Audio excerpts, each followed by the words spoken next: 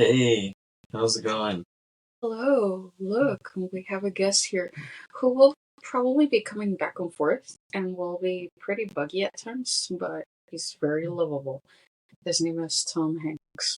Yeah, not the actor, but our cat, Tom Hanks. If you're watching this, you can see him. We're doing our scenes from a marriage setup again, but we're not talking about scenes from a marriage.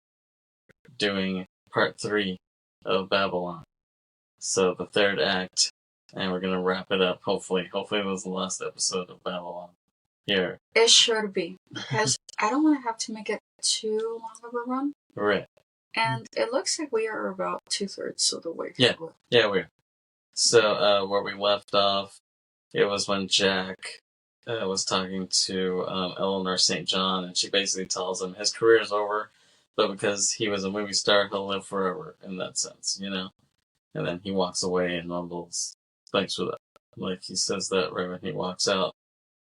So, the start of the third act is we fade up from black, and we see a house, and then we hear a door pounding. We hear the door pounding of the house, and we see Manny walk downstairs, and he opens the door, and Nellie is at the door saying she fucked up.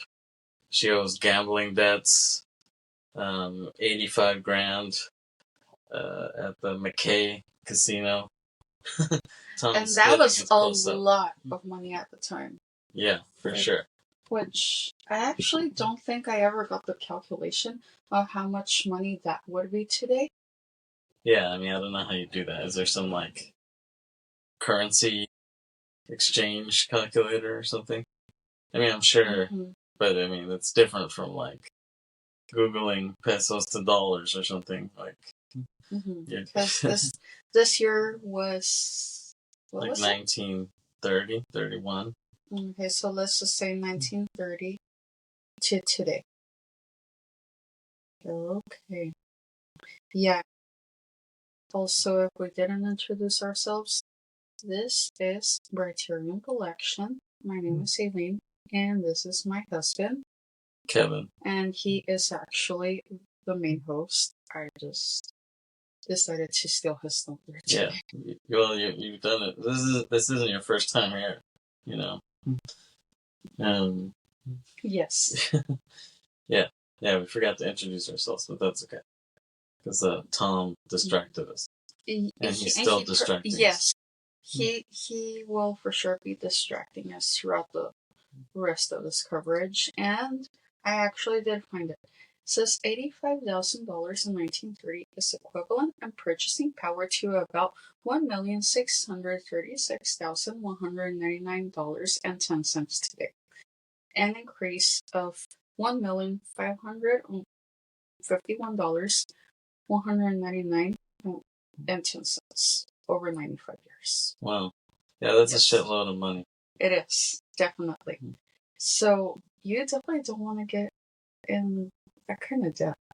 No, you don't. So, yeah, she tells him if she doesn't have the money by the end of the week, they're gonna pour acid in her pussy. That's what they said. She said, they said. Whoa. TMI. Yeah. And, Manny is pissed. He starts yelling at her in Spanish. Yes. And I like that he improvised that, you know what I'm saying? Yeah, well, that was Diego Calva's improvisation. Yeah. But he did very good of showing how upset Manny was at Nellie.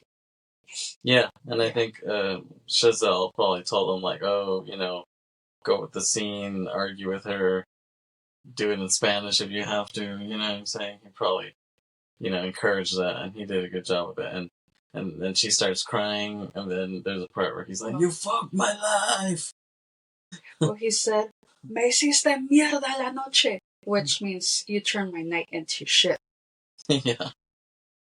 She tries to hug him, and so she ends up grabbing his leg to try to. She's pleading with him. He's like, Manny, please. And he's like, no me putas toques, which means don't fucking touch me.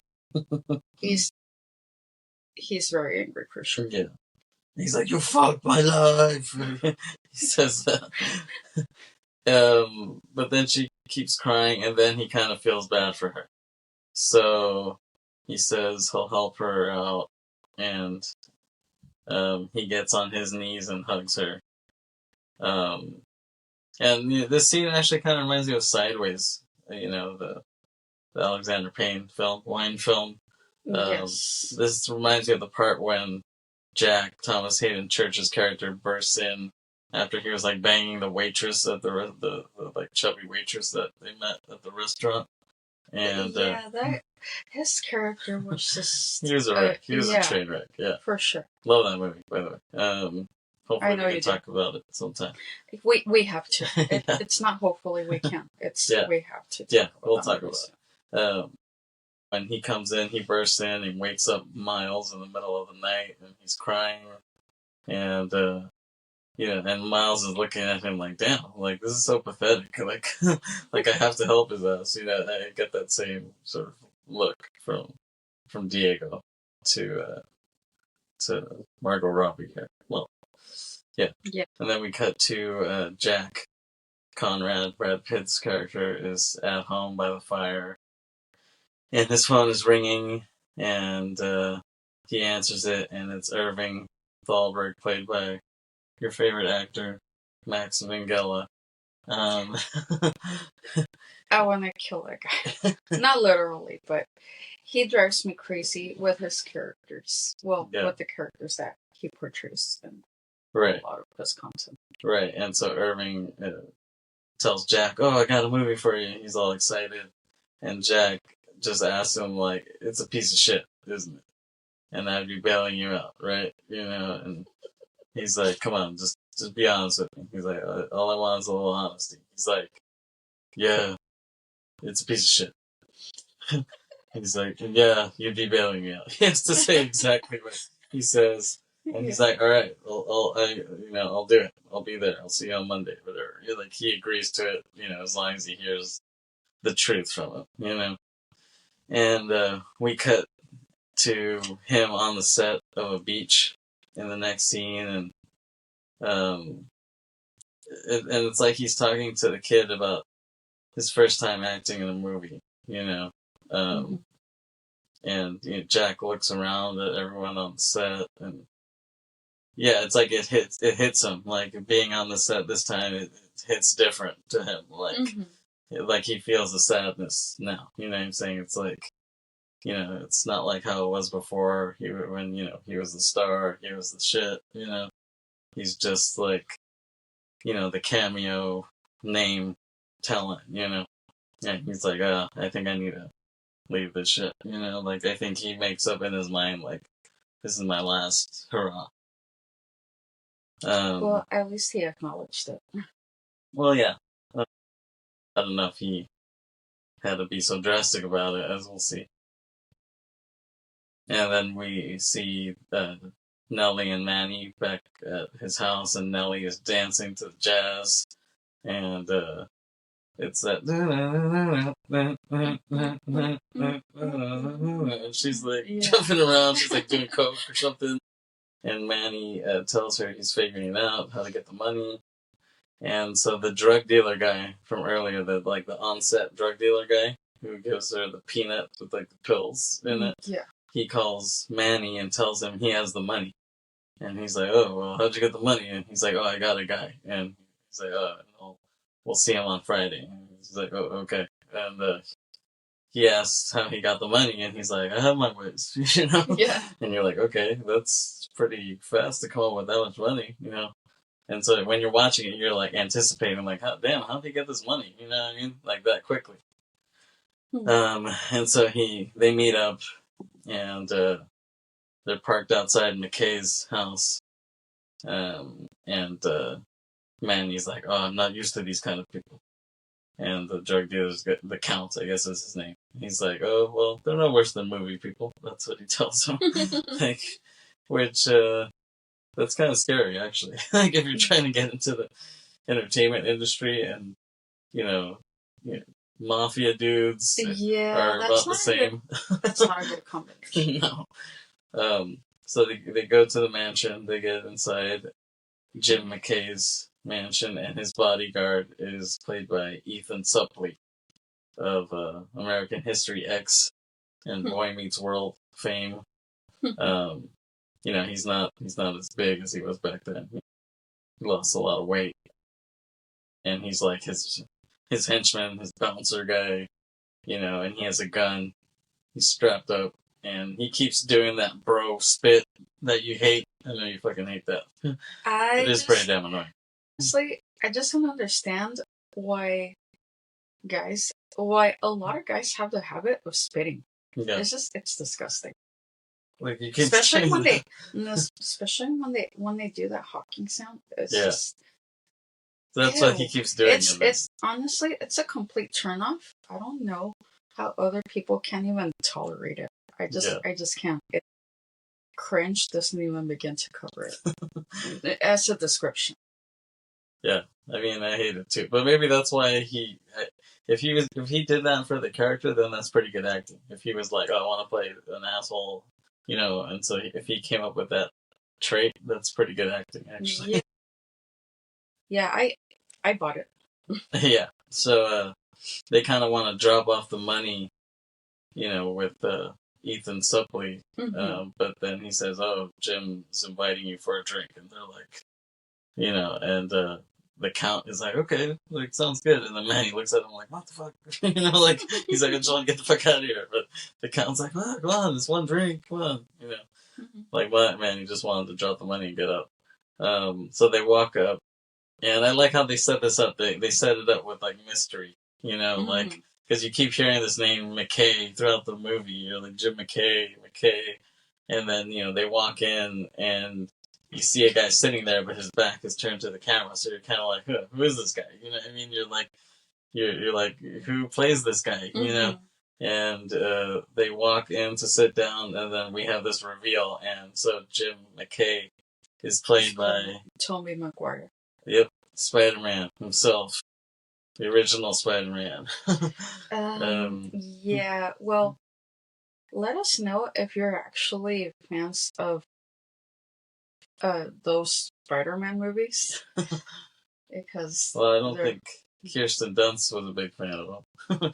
And she was in it. Yeah, well, I think ultimately she realizes they weren't the best. But for those who are actually Spider-Man fans, did you really like them? I didn't love them, honestly. Yeah, I didn't think they were that great. Yeah. Even though I like Tobey Maguire. Especially the third one, I feel that it was more watered down, and there was just more drama and cheesiness to it than anything. Yeah, I mean, I think it probably would have been better if James Cameron because James Cameron wanted to do Spider-Man initially. I would not have handed it to him, honestly. You think he would have did a worse job than the ones that came out? Maybe. Because he wanted to do it with Leo.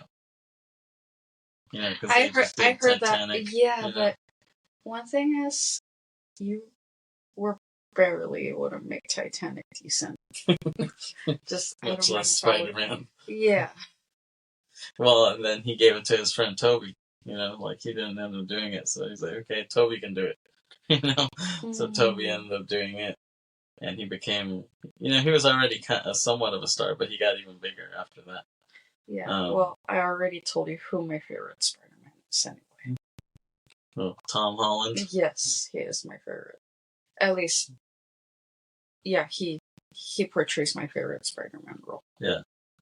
And it's funny because Tom Holland, not the same Tom Holland, but some guy named Tom Holland also directed Thinner, the movie me and Chris talked about, the Stephen King. Okay, what does that have anything to do with it, other than they share the same name? It's just funny that they have the same name.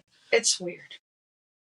So anyways, so Jim McKay is played by Tobey Maguire, and he's very eccentric, to say the least. Yeah, that's an understatement. And so Toby was also a producer on this film, and I think time will show that Toby was the man for producing this. It didn't do very well in the theaters. I think people lost a lot of money on this, but I think over time people will be like, damn, Tobey Maguire's a genius for producing this shit. Yeah. And I know Diego Calva was very excited to meet Toby. I think he was on Jimmy Kimmel. And Jimmy Kimmel's like, oh, there's a lot of stars on this movie. Like, who are you most excited to meet? And he was like, Tobey Maguire. Tobey Maguire. And he was like, I really wanted to meet Tobey Maguire. So that's kind of funny. I guess he was a big Spider-Man fan. That's why he wanted to meet him. And then so Jim McKay, he's like, oh, I heard you guys work in the movies, huh? And he's like, oh, I have a lot of good movie ideas. He's like, let me tell them to you. And then Manny's like kind of looking around like, I just want to get the hell out of here. And he's like, oh, like I have one idea where there's a 10-year-old kid who's a prodigy, but he's really a 50-year-old midget. That's what he says. There's a lot of un-PC talk that he says, But well, this was the 20s. Right? Or the early 1930s. Yeah. Which is... It still sounds weird, even if it's a period piece. But just hearing it in almost mid-2020s, right. It's just, no. Yeah. And then Toby walks away to get the drinks, and the guy, so like the Count tells Manny about the money, and Manny is confused, because Manny was like, okay, like, how'd you get the money? And he's like, oh, from the prop guy. And then he's like, from the prop guy. And he's like, yeah. He's like, it's the money that he makes, or whatever. And then he's like, you mean his income? And well, he's like, no. It's supposed to be counterfeit money. He's like, it's the money that he makes. And he's like, what? And then he finally gets it. He's like, what the fuck? He's like freaking out, like, oh shit. Yes. Yeah. It took him a while for it to click. Like, he could have used that Scott Pilgrim, like, no clue, and then finally gets it. Which, for those who haven't seen Scott Pilgrim, there is a meter that he uses when he has to realize how Romana got involved with one of her exes. I don't want to spoil it too much, just watch it. Yeah, I mean, I'm sure a lot of our people have seen. Yeah, but what if someone is just getting into it? So, yeah, I don't want to just assume that everyone has watched Scott Pilgrim. If you haven't seen Scott Pilgrim, you're living under a rock, and you need to see it. I saw that in the theater when it came out, 2010. I saw it like twice, I think. I saw it when they had a special night for it. Yeah, we went to a screening after. Yeah, and I was sick. Yeah. I was sick as a dog, but I told myself, I can't miss this. This is one of my favorite movies. Yeah. So you went to a midnight screening of it, Yes, it was a midnight screening. Sick, and going to a midnight screening, I don't know how I even survived that. Yeah, I'm surprised. Because you fall asleep during matinees. Yeah, well. Yeah. I don't know. Somehow lately, I haven't really been falling asleep at movies, no matter how tired I am. I think it just gets to the point where I've been able to just stay up. I think you've been having more coffee than you used to, too, probably. Yeah, I didn't used to drink that much coffee before. Yeah. Yeah. So Manny's freaking out because he just realized that it's fake money. Well, like I said, counterfeit, right? Yeah. It's counterfeit money. It's prop money. It looks pretty real though. Yeah, I wouldn't have thought that it's fake, really. Jim McKay comes back and he says another idea is Wyatt Earp, because he was saying, "Oh, have you heard of Wyatt Earp?" Which Wyatt Earp is famous now, but I guess at the time he wasn't that famous, but there's been movies done on Wyatt Earp, like Kevin Costner did a movie on him. So the fact that he brings him up, but this is like at the time, because he says, "Oh, have you heard of Wyatt Earp? He died a few years ago." He's like, but apparently he's a hero of the West and he couldn't count. He's like, but I was just thinking of making a full-fledged R word. That's what he said. Yeah, R word referring to his intellectual abilities. Yeah, so like I said, a lot of un-PC stuff from McKay here. And they're kind of like, oh, that's a great idea. But man, he's like, that's great, maybe we can talk another time. And then he's like, oh, I have another idea. The world's most fearless warrior. And he's like, and I know just the guy. He's like, I would like to introduce you to him. Man, he's like, yeah, I'll send the studio. And McKay's like, no, we need to go now. He's like, we need to go right now. It's like, we can just drive over the hill. And Manny's like, and so he kind of forces them to go. And so we cut to these headlights on the road, and it kind of looks like Lost Highway. David Lynch, the headlights on the dark ass road. It looks like that, because this is L.A. in the 30s, and it's basically a desert. There's like no light, not much lighting. Not much street lights. And so they get there to the location, and McKay tells them, "Oh, this is L.A.'s last real party. Everything is lame except for this." And it's funny that he's saying this so long ago. You know what I mean? Like, it was so long ago, and already was lame. So they start walking in to this crazy building, cave, if you will, and right when they're about to walk in, McKay says, "Welcome to the asshole of Los Angeles." Okay. I thought that was Dodger Stadium. Well, they turned it into such, which actually, if you don't know the history of how Dodger Stadium got developed, it was in a really horrible way. Yeah, Google that. Yeah. Wikipedia that. Or just look at the Battle of Chavez Ravine. It's really bad what they did to those people. Yeah. Yeah, so I just can't believe that a lot of people go watch Dodger games and just pretend that nothing ever happened. Because a lot of those people know what happened. They just don't care. You're right, yeah.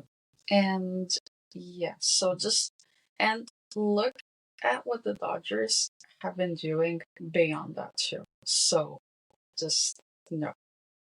Yeah. So they walk in to this place, and it's like pitch fucking black. And we hear like theremin music, and that really sets it up like it's a real avant-garde scene. Like these guys are doing some pretty hipster shit, even for the 20s, 30s. And so we walk in and we see like a Fight Club sort of thing right when they walk in. And this is kind of where it reminds you of Pulp Fiction a bit too. They go down to the next level, and it's like some freaky S&M dungeon with like some deformed people, and there's like Shirley Temple music, which like makes it even creepier than if it was like theremin music. It really does, honestly. Yeah, that makes it even creepier than the science fiction music they're playing upstairs. And then they go down to the next level, and McKay's like, "After you," and so like Manny and the Count walk in, and there's this alligator just comes out of nowhere, just snaps, and it scares the shit out of Manny. He's like, "Oh, oh," and McKay's like, "Oh," he just laughs at him. I don't even think that's funny. He just wanted to scare his ass, Yeah, and just see the look on his face. But still, is that even necessary? Well, we're talking about McKay here. He's not the most moral guy in the world. So they go in, and it's kind of scary. You don't know what the fuck you're gonna see as you get lower in here. Like, this reminds you of when in Pulp Fiction when Bruce Willis and Ving Rhames they're fighting, and then they stumble into the pawn shop, which is owned by these redneck guys there, and the redneck owner guy, he comes out with a shotgun on both of them, and he's like, "Okay, like, get in." And he calls some guy to come, and next thing we know, they're tied up, and they're like, "Who's gonna go first?" And they choose Ving Rhames first, and Bruce Willis is outside trying to like figure out how to get the hell out of there. And he's tied up, but he breaks his ties, and he kills the gimp guy, I guess, who's tied up there.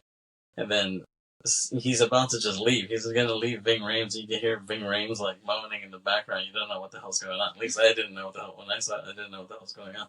And Bruce Willis is about to leave him there, but then he has a second thought. He's like, "No, I feel like I need to help this guy."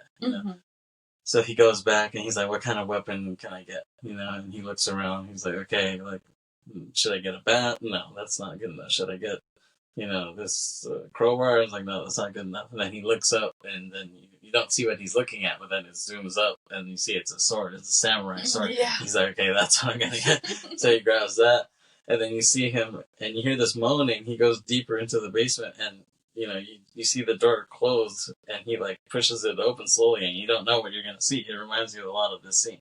Like he pushes it open slowly, and then you find when the door finally opens, you see that they're raping Ving Rhames or whatever, and you're like, shit, like that's crazy. So it reminds you a lot of this scene because it's like you keep going deeper, and you don't know what the hell you're gonna see, and it's kind of scary. You're like, what the hell am I gonna see here? Yeah.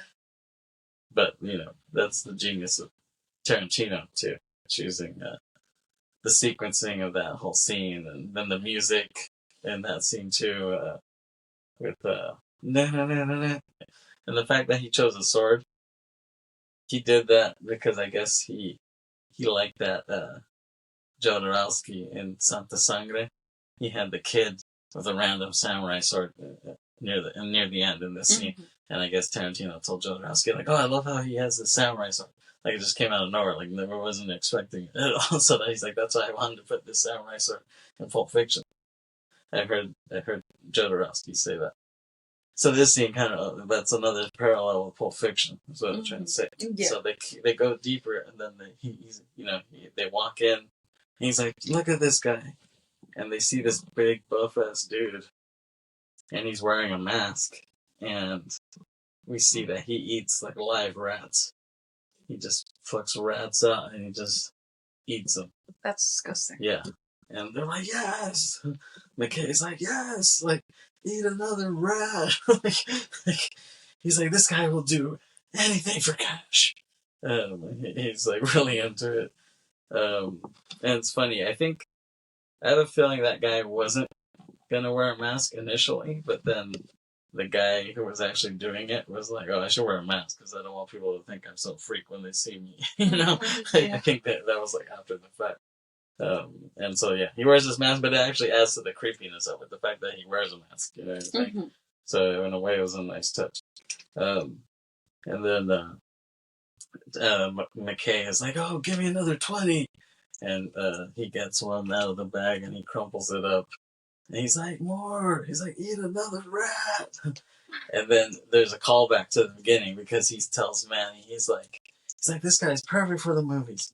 He's like, "You either are a star or you aren't." That's what he says, and that's a callback to the beginning because Nellie says that at the beginning. Yeah. She says, "You either are a star or you aren't."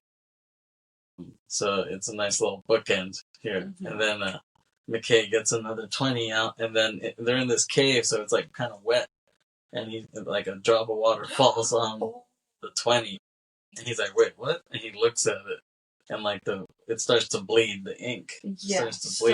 So it's that starts giving it away. Yeah, and he's like, "Wait, what?" And then he's like, "It's fake, and like Ethan Suplee's like, "Whoa, what the fuck?" And he's like, "We were gonna make movies together," and then Manny was like, "Oh, I don't know what I'm doing." He's like kind of mumbling out of it, and then so Ethan Suplee's character is Wilson. So Wilson grabs his gun, but then Manny grabs an axe like off the wall that was like hanging as decoration, but I guess it's a real axe, and he just buries it in Wilson's neck. He's just like, oh, it's like Kurosawa style. You see the blood like start pouring out or whatever. Yeah. And McKay sees that, and he's like, "What the fuck?" So he says it. It's hilarious. And then everyone in there is like, like they see this whole thing, and they're all about to descend on Manny and the Count. And then all of a sudden, everybody has fucking guns. But he has this axe, kind of, defending himself. And then he runs away, and they're all chasing after him with the guns, kind of shooting randomly. But then he uses the axe to let the alligator go. So the alligator kind of like scares the guys with the guns, and then they're able to run off. But you still hear like the bullets like go off the cave and stuff like that. Fucking love that. That's so good. It's really scary to watch, actually. Even though it's not really happening. But that's the movies. That's the magic of movies. But then you're really scared for Manny's fate right there. Yeah. It's like, you die, but you're not really dead. Yeah. and yeah, they're running out, and I love how it just cuts in the middle of that. Like you see them run out, but it just cuts, and I love that, the suspense of that. And then we cut to Jack is at some hotel, and he has a new girlfriend, and he bumps into Lady Fei Zhu, and she tells him she's going to Paris, and he's like, yeah, he's like, you'll do great there. And Jack just seems depressed, in this scene. He's on his last legs, and I think Lady Fei can see that, and she asks if he's okay, and he doesn't say, he doesn't answer her question. He says it was the most magical place in the world, wasn't it? And she's like, it was. Like, and he says he's tired. He's like, I'm tired. And he's like, it's okay. I've been the luckiest bastard in the world. And it's funny, like, he gets so depressing that she's like, okay, I gotta go. Like, she doesn't want him to kill her vibe or whatever. I definitely don't blame her. Yeah. Like, so he's so sad, but she's not in the mood to help him. She's kind of like, okay, I gotta go. Like, nice seeing you, she doesn't want to hear any more this depressed bastard. So, but, she walks away, but she looks back at him worried. There's like a cut of her looking back at him like, damn, I hope he's alright. And then he walks upstairs, and he gives the bellboy some big-ass tip. Because he's like, oh, anybody give you $100 tip before? And he's like, yeah. He's like, you did. And he's like, damn right. And, we can see this coming a mile away. The theme is played on this slow piano, you can just tell it's coming. He goes to the bathroom, and then we see him with a gun, and we just hear a loud bang, and blood squirts onto the wall. Yeah, I mean, that's predictable, but it's still emotional. Yeah, it's still for sad. Sure. And this was based on a lot of true stuff. Like Chazelle was saying, when sound film came in, a lot of the silent film actors who couldn't translate to sound, couldn't do anything. So a lot of them just committed suicide because they're like, what am I going to do? My career is over. Yeah. So this is based on reality. Take that, Paul Schrader. So we cut back to Manny. Manny gets home, and he wakes up Nellie. He's like, oh, we have to go. Wake up, we have to go. We're going to Mexico. And she tells him she needs another hit. And he's like, no. And she asks the guy if he has coke. And he's like, no, don't do that. And they drive. They leave the house, and they park in that lot in downtown LA that kind of has a lot of old-timey cars and stuff there. That wall that looks really old school there in downtown, kind of by Skid Row. And she, she's strung out, and she's just like, oh, let's go dancing or whatever. And he's like, oh, no time for dancing. Gotta go to Mexico. And so he goes to put gas, but then she runs out of the car and finds a bar where people are dancing. And he's like, hi, Nelly. And he goes over there, and he tells her, oh, we need to go, And he's improvising a lot of Spanish in this part, too. For sure. And she tells him it's the end of the road for her. Like, she just feels like, she's at peace with this. Like, she's like, this is it for me. And then he tells her, te amo. And then she just starts crying. I almost feel like she didn't understand that, like, as the actress, and the character, she didn't really understand what he was trying to say, but so she just kind of started crying. Yeah, but I think she could kind of tell what he was saying just by seeing his emotions. Right, yeah. So she starts crying, and then he tells her he wants to marry her, but they have to leave now. They have to go to Mexico now, and she says okay, and she goes along with it. But it's like she doesn't really believe it in a way, It's like she tells him that, but it's like her heart isn't really in it, But they dance together, and she tells some guys standing around with a camera, she's like, oh, like, I'm Nellie Leroy, bitches, or whatever, like, like she tells them to record him and her, and she's like, yeah, I'm telling the Roy bitches, and she says that this is her husband to be, Manny Torres, and they're like, oh, okay, cool, and so they record them, and we see them kiss in the black and white film that they're recording. It's a nice little moment.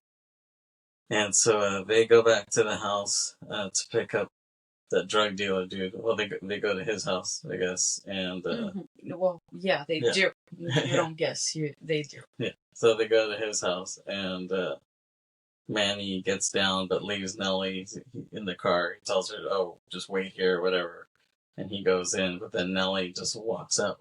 What? Nellie just walks out, dancing into the darkness, and she walks down the street, and the music is playing. But it's the slower version. Yeah, the slow, sad version. And she just kind of fades away in the darkness, and we don't see her again.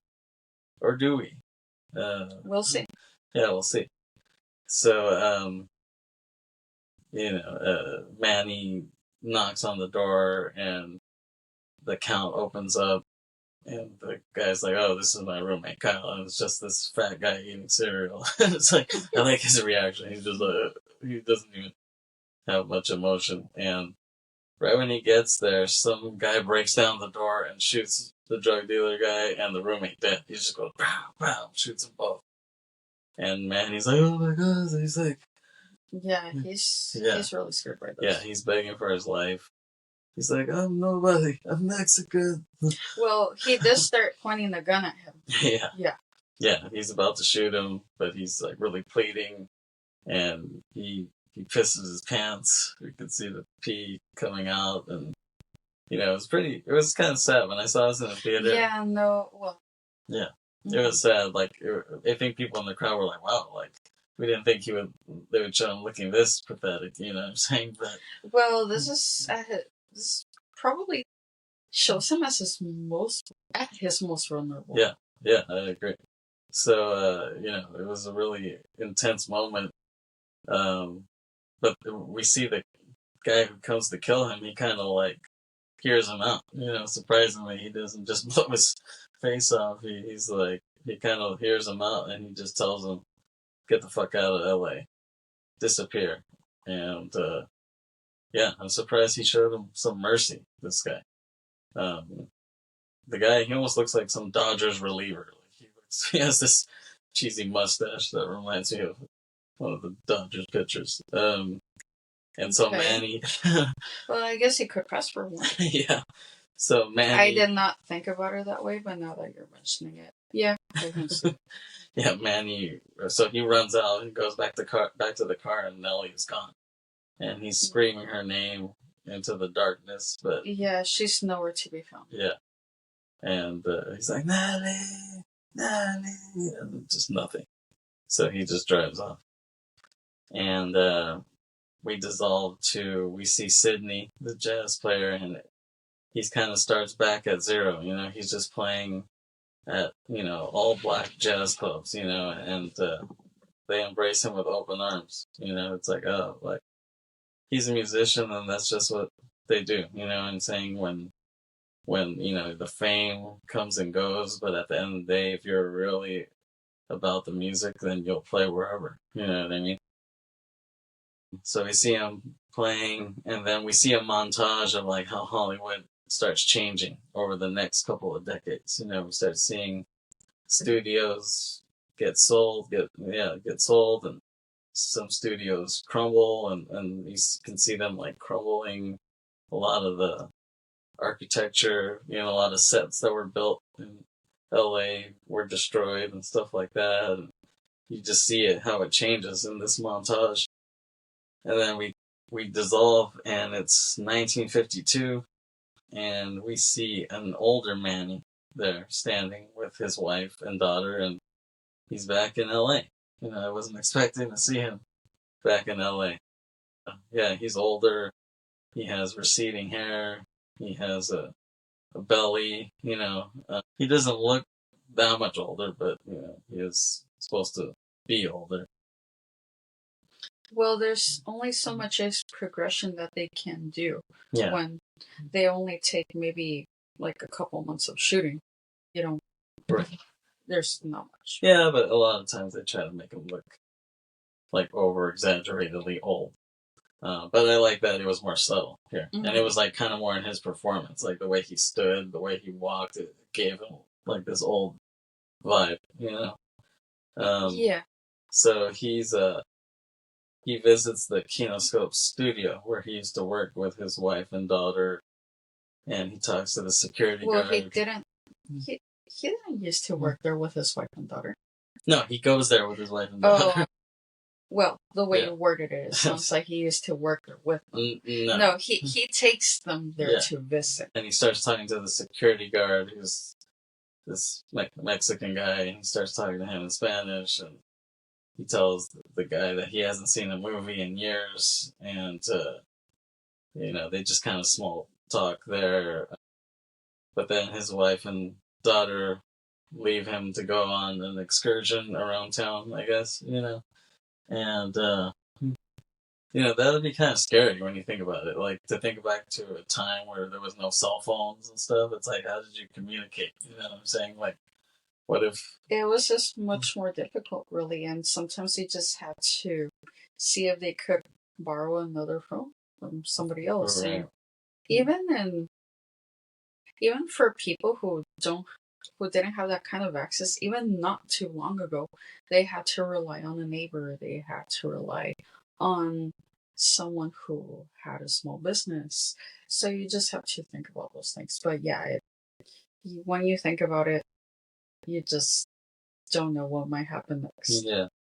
It's hard to imagine a time like that, even though we lived through that time period, but like before people had cell phones and stuff, it's really hard to think back because people could just disappear and you wouldn't know. So he walks around town and he decides to go to a movie theater, see whatever's playing. He pays 50 cents for the movie and he walks in and takes his seat, but he's like falling asleep during the movie. He doesn't really care, but even though it's like a packed house, there to see it. So he's watching Singing in the Rain, the movie. So he didn't know what it was about. He just decided to go in and watch a movie just to kind of kill time. But some of the lines in the movie kind of start to wake him up, and they sound like eerily familiar to him. He's like, oh wow, like these lines sound familiar to me, like I've heard them before. And so in the movie, they're talking about the Jazz Singer, like when that came out, and how sound movies will change the game. And Manny's weirded out by what he sees and hears there. These conversations are similar to ones he had back in the day on the set. And it just takes him back to that time. He just has a flashback in his head thinking about that. And then the theme of him and Nelly musically pops in his head. And it's like he just starts to cry. We hear that ghostly version of the theme, and he puts his head in his hands and starts to cry, I guess, just from thinking all about that time period. And even though he's really sad, the crowd doesn't realize that they're just into the movie. Well, they're not focusing on him. They're just focused on the screen. Yeah, and it's a nice drone shot, or like a crane shot there that pans away from him, and we see overhead all these people in the crowd, and they're all just looking up at the movie, and it kind of goes into a circle, and it goes back to Manny, and the song Singing in the Rain kicks in in the movie, and he remembers hearing it back in the day. He remembers being on the set when Jack and his ex-wife were there singing in the purple raincoat, in the pink raincoats that they had. Which ex-wife? Yeah. Which one? Yes. The Hungarian one. Yes, I figured it was her. Yeah. Yeah, because we remember that he did go through quite a few women. Yeah, he did. We see footage of him, of Manny, of Nelly, of Jack, of Faye, of Sydney on black and white film, and then him kissing Nelly. And then we see that iconic shot of Nelly running out of the door of the party in the beginning. Mm-hmm. And you hear the more upbeat jazz version as she's running out, and that shot of her, and we hear her say, "Why?" And it's him. I just want to be part of something bigger. It flashes back to that scene when they're talking about, like, where would you want to go? And then we proceed to see this montage that encapsulates the history of film. And it goes really well with the music. You see everything, like, in chronological order, from the silent era up to Avatar to Terminator 2. You see all this stuff, the whole history of film right there in this montage, and it goes really well with the music, and kind of crescendos. You see, Tron, Jurassic Park, like all these important films from different perspectives. You see Persona, speaking of Ingmar Bergman, you see that in the montage.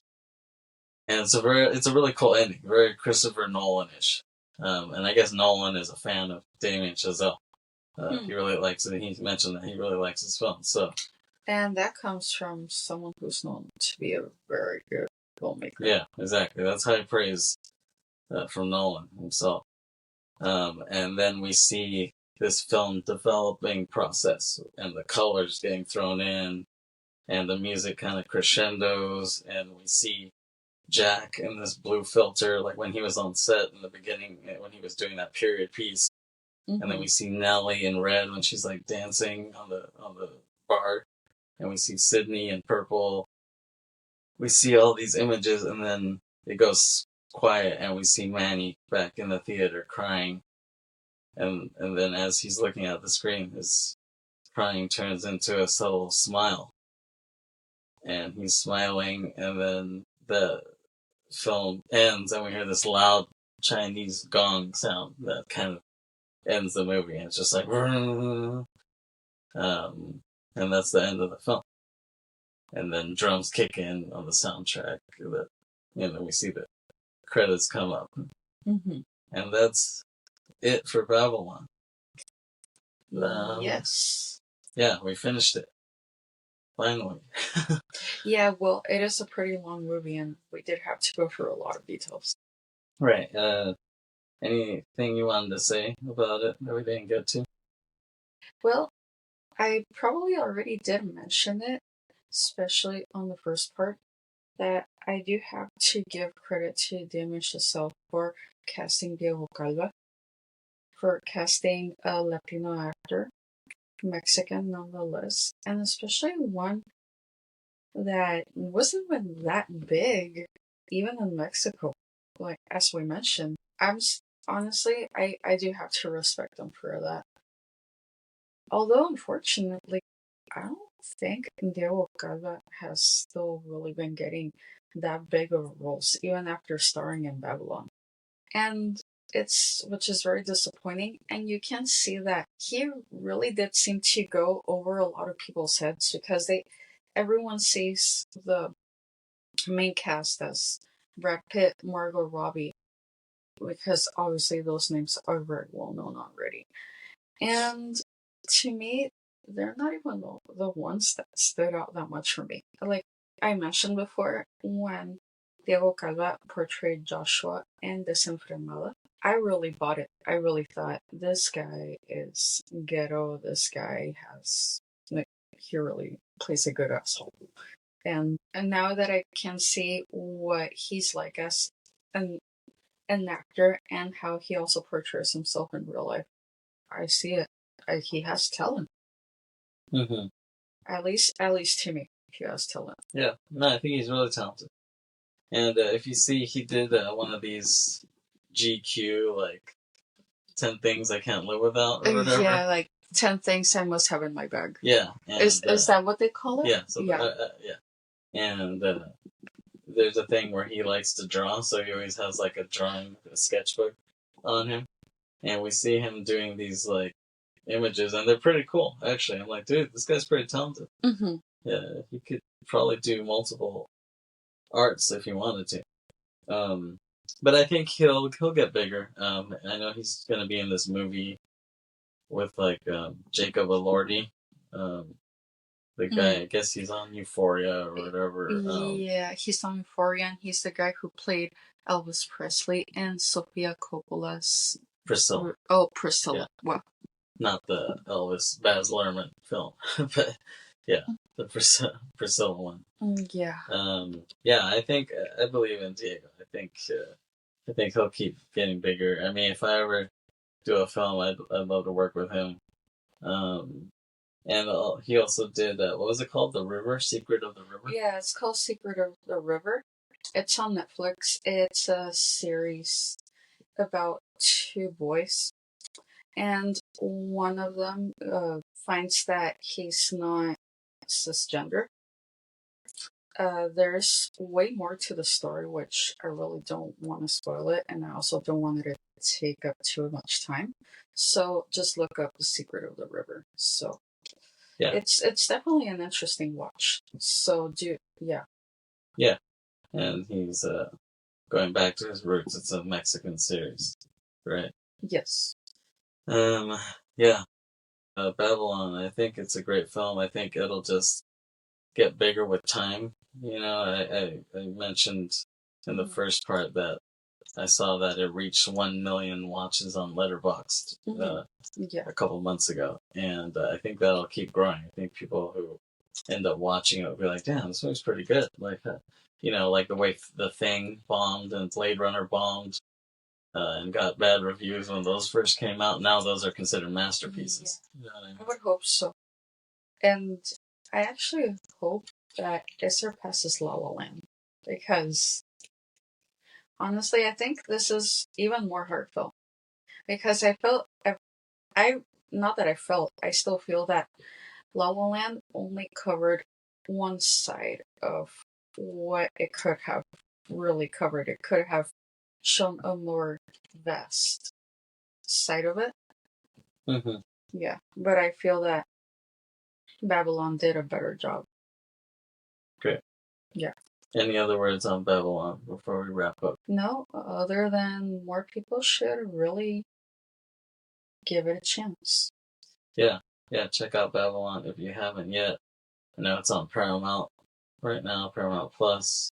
Might be on other things as well. Might be on Netflix, depending on what country you're in. But yeah, check it out. And keep listening to Briterion Bollection. Thanks for listening. Thanks for watching. We'll see you next time. All right, see ya. Peace. Bye.